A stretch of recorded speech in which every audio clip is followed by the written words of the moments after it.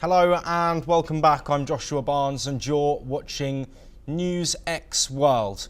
In the latest G7 development, US President Donald Trump has met with Japanese Prime Minister Shigeru Ishiba on the sidelines of the summit.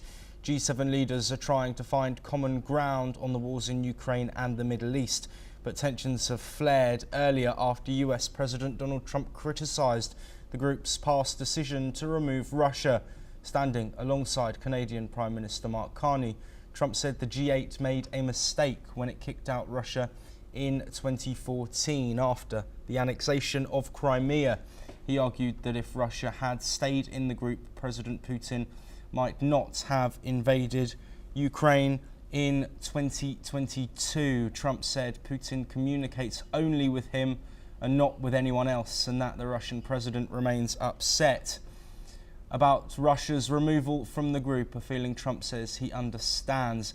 Well, this also comes as in recent times Donald Trump stepped out of the summit with Keir Starmer, the Prime Minister of the United Kingdom, confirming that a deal had been struck. Trade is a key point of interest at this summit, and that the first deal since Trump's Liberation Day tariffs, with an extended period of pause, but that comes to an end on July the 8th. Further bilateral meetings have taken place between Keir Starmer and Emmanuel Macron, while other meetings are also scheduled. Joining us from Alberta, Canada, is Megha Sharma, our Senior Executive Editor at NewsX World. Megha, lots of conversations happening with these leaders of the group of 7 nations who are present. What more can you tell us?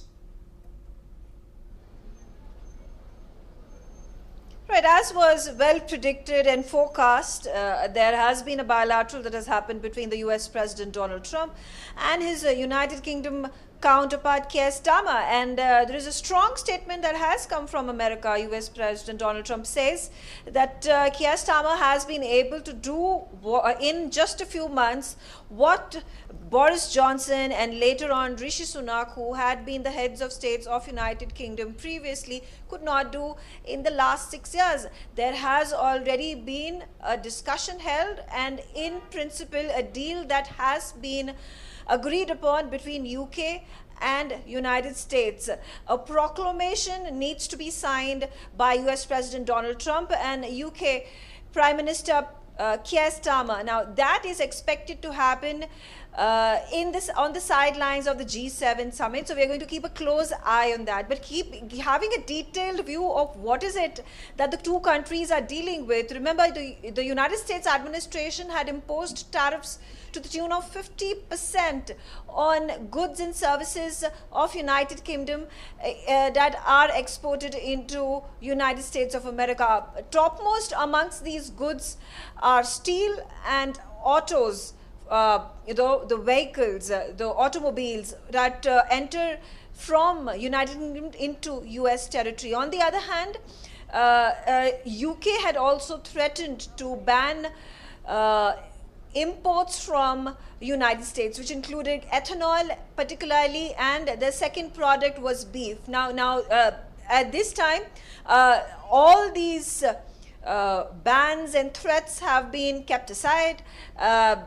Once the proclamation is signed by both the heads of the states, it means that the tariffs, the threat of tariffs worth 50% is going to disappear, is going to be waived off, and then it means that the United Kingdom becomes officially the first country with which United States under the Trump leadership has been able to forge ahead with a constructive, mutually beneficial trade deal. We also saw in the last few weeks there was China and United States that had been trying to negotiate to come up with a plan that was going to be helpful to both countries, to both industries in China and America. And you know, the threat of putting out of those 245% tariffs on China was also pulled away by the Trump administration. And so far we see that the semiconductors and the silicon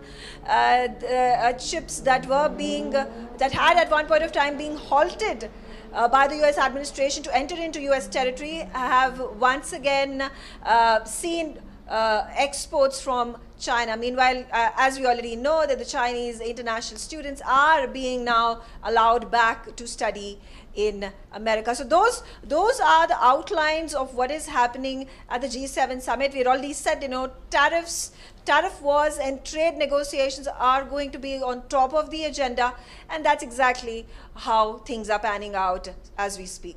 Yes, and another bilateral conversation that has taken place is one between Mark Carney and Donald Trump.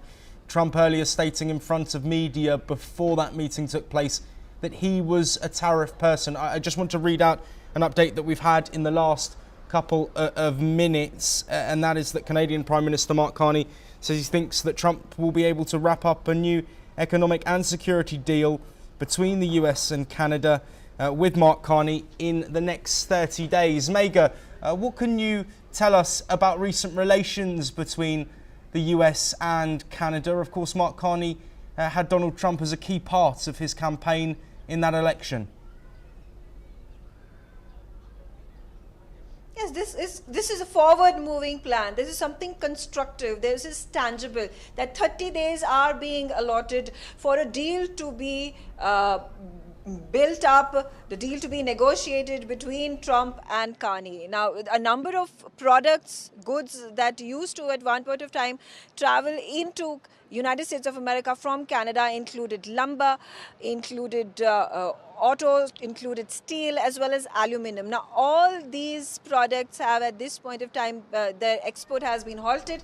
There have been tariffs to the tune of 60 to 70%, even at certain stages, 100% threats that had been issued by Donald Trump. So again, 30 days are going to be crucial, and the commerce ministers and the U.S. Commerce Secretary Lutnick, they are going to thrash it out to see what are the most viable opportunities for both sides to then come up with an agreement, sign a deal. It's interesting to know as well the diatribe that has been built by Donald Trump over the past 3-4 months that he is going to annex Canada, making it the first state of United States of America. It seems to have dissipated as of now. He has not made any comment in that regard up until now. But we also understand, the kind of attention Donald Trump seeks, and a kind of he loves to make statements that that people are shocked by, surprised by, to keep the eyeballs, to have international media glued onto whatever Trump says. So a possibility, realistically, of Trump and the United States annexing Canada is a far cry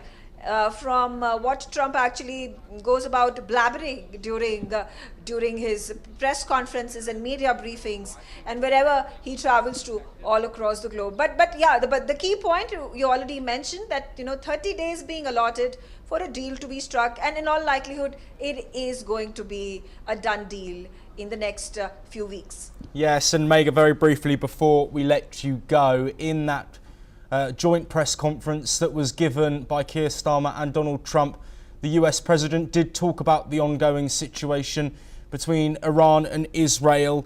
He said that he is wanting to see no nuclear weapons in Iran. This is a sentiment that has been shared throughout. Of course, negotiations between the US and Iran had been ongoing before Israel's moves to tackle nuclear facilities in the country of Iran. Trump also says that Iran wants to make a deal and that Iran should have signed the deal that the US put across. Trump spoke about not talking on the ongoing situation, but as he sometimes does, contradicting himself and raising this point to the media. What do you think his message is in these statements, and what do you think it will be moving forward as the summit continues, Megha? I think with regards to the stance that has been taken by G7 nations, including the US president, is very clear from the onset that the G7 nations do not want Iran to have nuclear weapons, to build its nuclear arsenal, and that was made amply clear during the press briefing, the few minutes that U.S. President Donald Trump and Keir Starmer decided to spend with the media in Kananaskis, and Keir Starmer reiterated that point, and he supported Trump and said that, you know, there has been unanimity when the point about Iran's nuclear program comes into conversation.